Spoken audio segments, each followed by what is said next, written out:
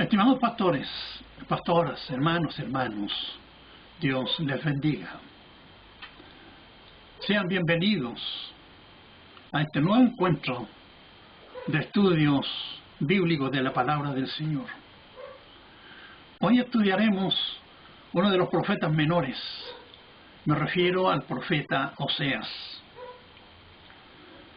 Para estudiar los profetas del Antiguo Testamento, debemos en primer lugar conocer el contexto político, social, histórico, cultural, religioso, en el cual Jehová Dios llamó a los profetas a cumplir un mandato especial. En las clases anteriores hemos estado estudiando cómo el profetismo nace en el tiempo de la monarquía, vale decir, en el año 1000 antes de Cristo, y nace como oposición a esta monarquía. Vimos también cómo el pueblo de Israel se divide en dos facciones después de la muerte de Salomón. Una facción que va a ser que van a componer 10 tribus y van a estar en el lado norte. Se va a llamar Israel y su capital va a ser Samaria. Y en el lado sur van a estar dos tribus, las tribus de Judá y Benjamín, con su capital Jerusalén.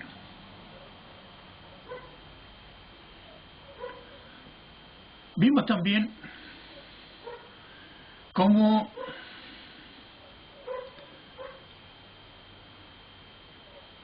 cada uno de estos reinos van a ser destruidos por imperios que Dios va a levantar para castigar la idolatría del pueblo de Israel. Hoy nos corresponde hablar de uno de estos llamados profetas menores. Aclaramos que los especialistas bíblicos han clasificado a los profetas en profetas mayores y profetas menores, a fin de comprender mejor el ministerio de cada uno de ellos. Esta clasificación se hace no porque unos sean mejores que otros o tengan más calidad que otros, sino se hace expresamente por el tamaño o extensión de los libros que ellos escribieron.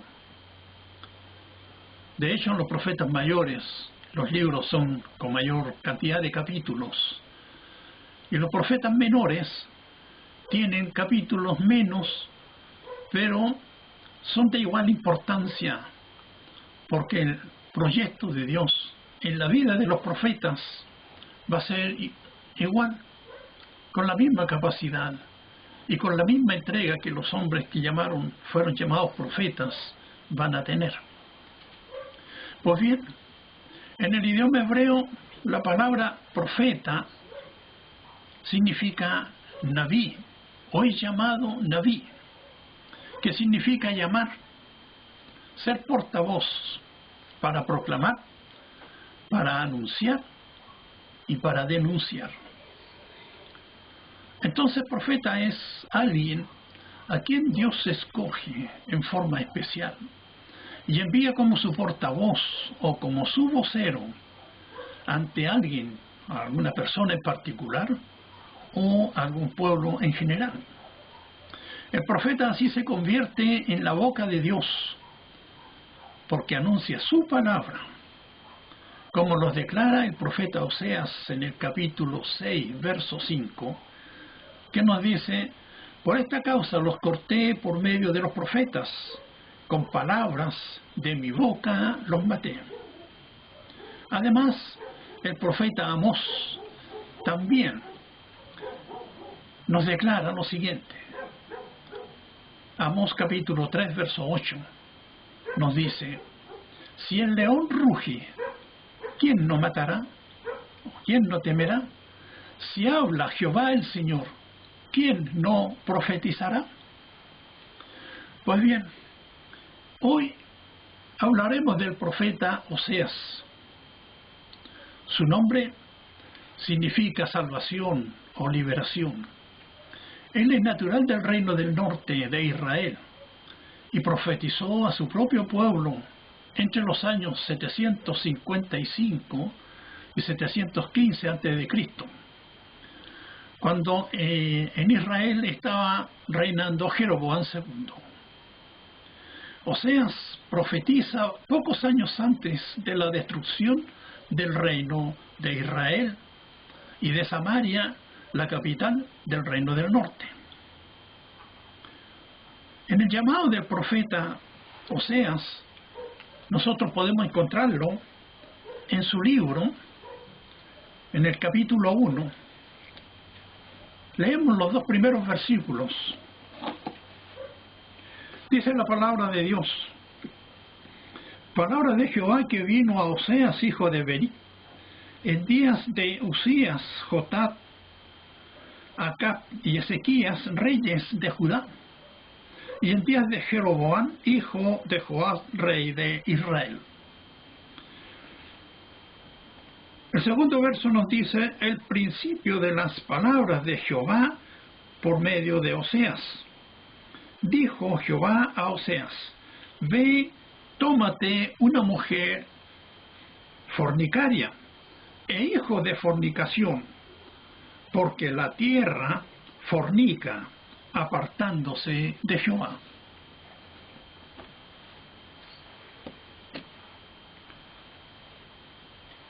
El tema de hoy tiene que ver con la profecía del profeta Oseas, pero nos llama la atención cómo Oseas comienza a cumplir su ministerio y profetizar a su propio pueblo.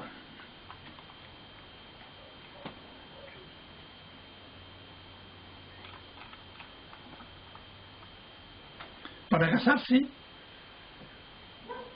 con una mujer fornicaria, tenemos que hablar de una mujer prostituta. Ella ejerce la prostitución.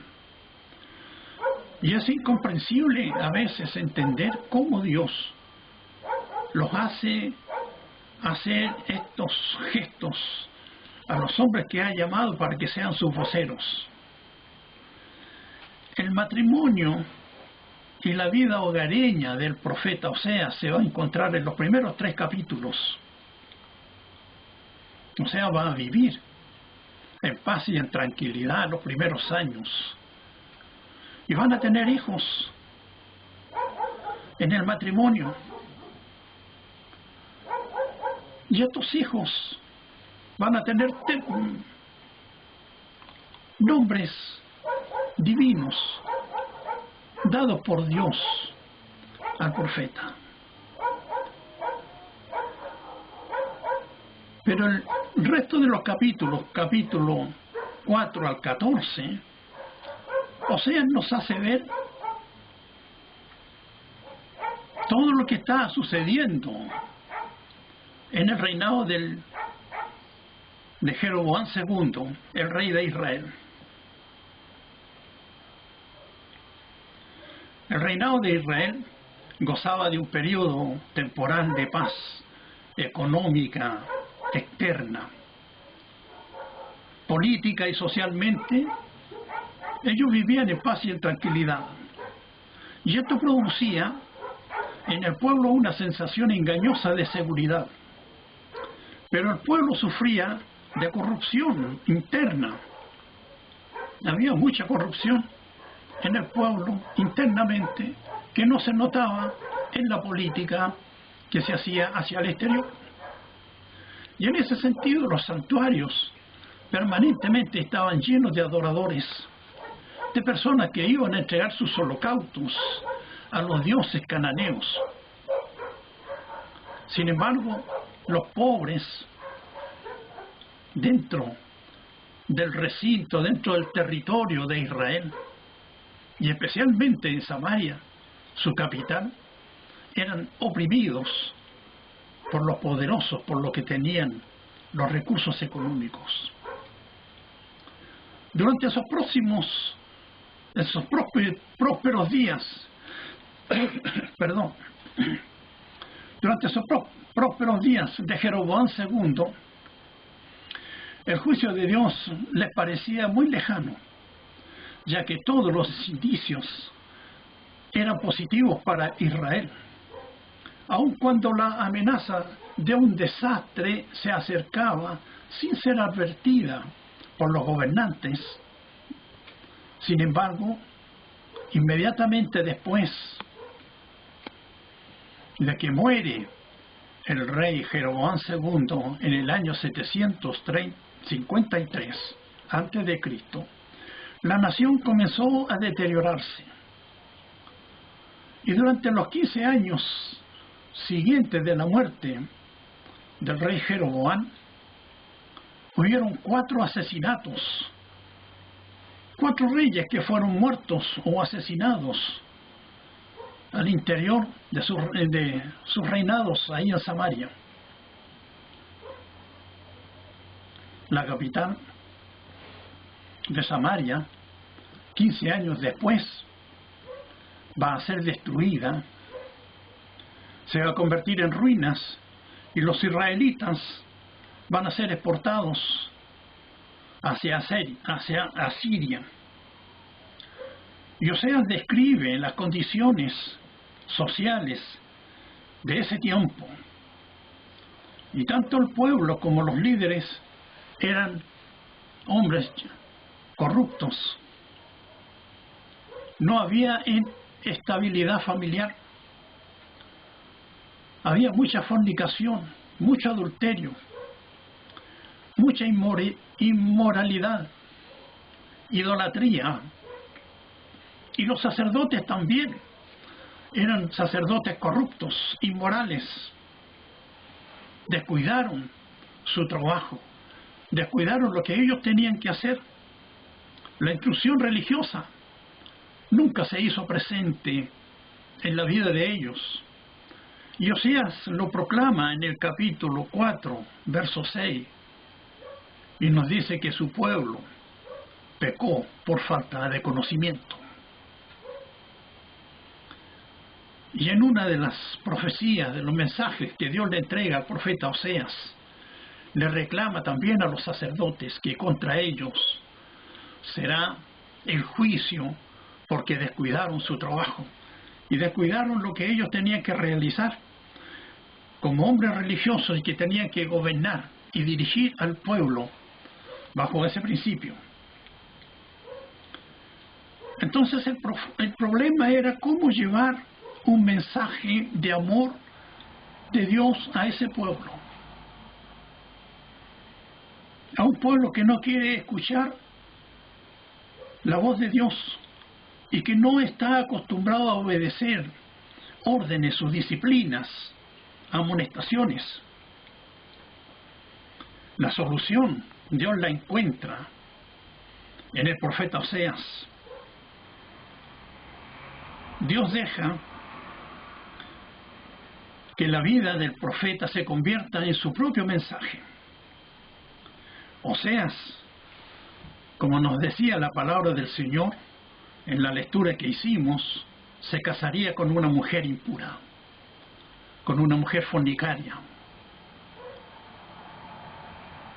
Por eso el libro comienza con las instrucciones para el matrimonio de Oseas con una mujer adúltera.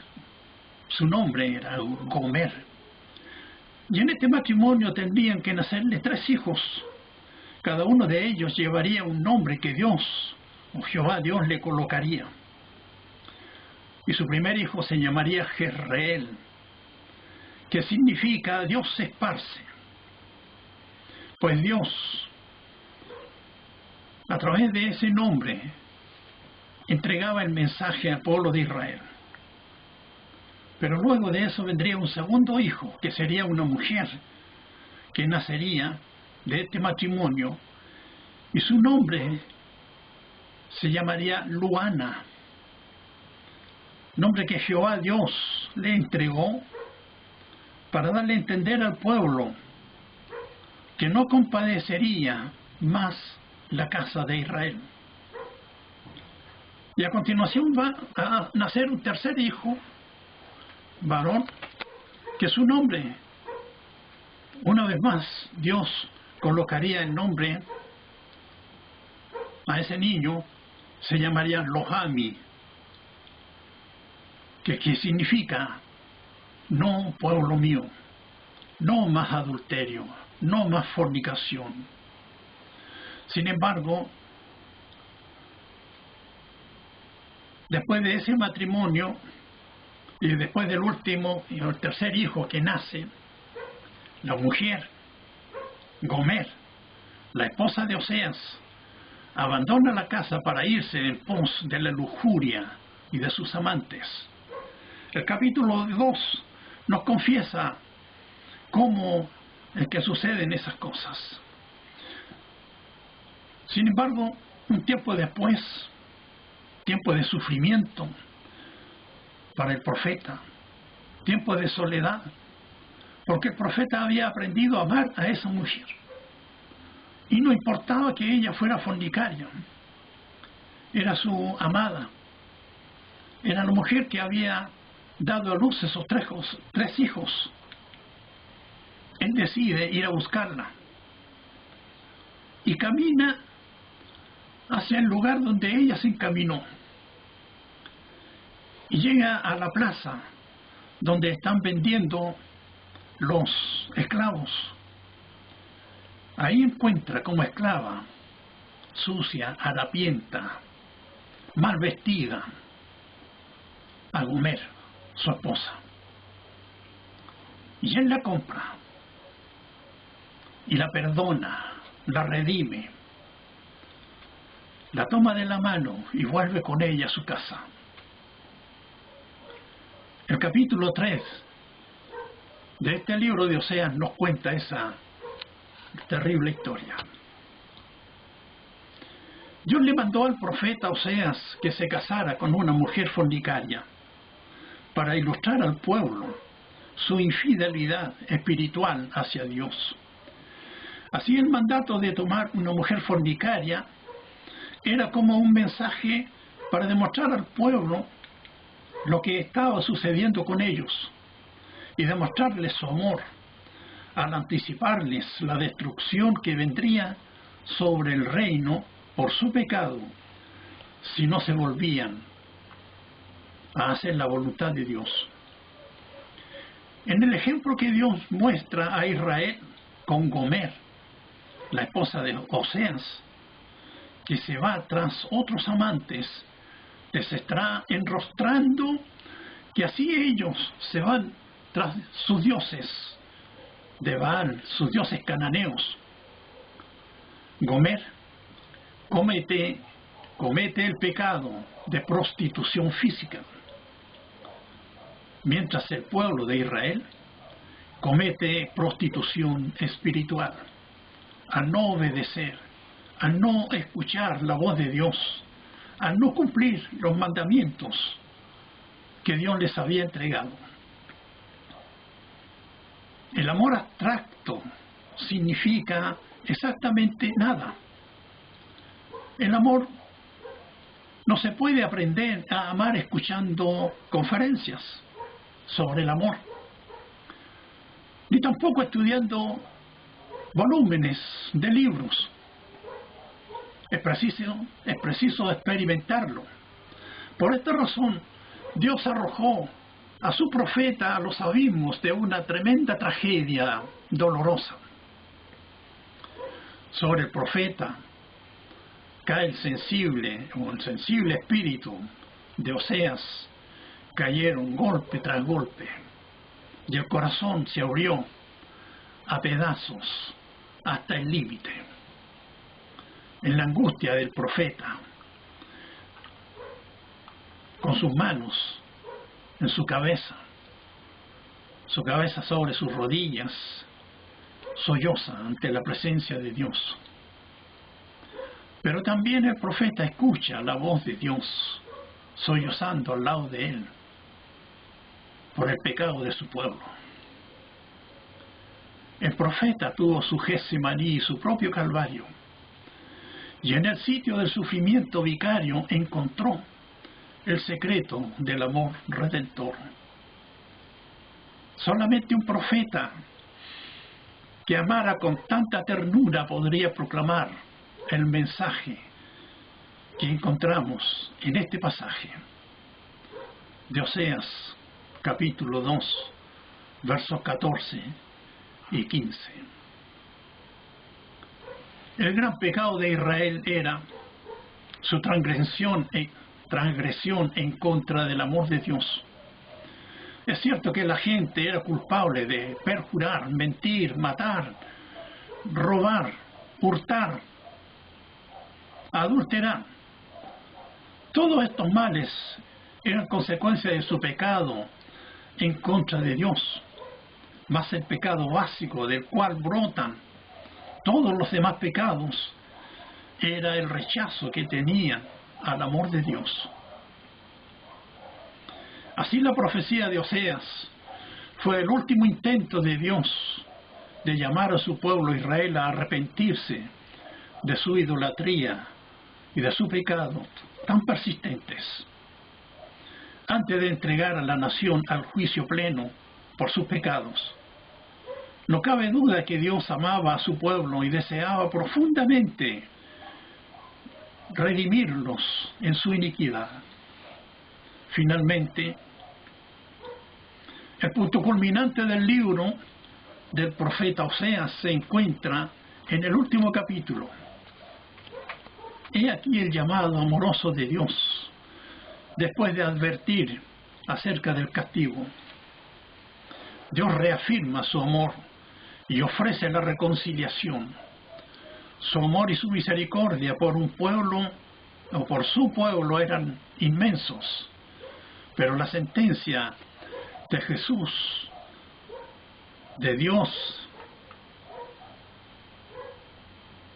debía cumplirse.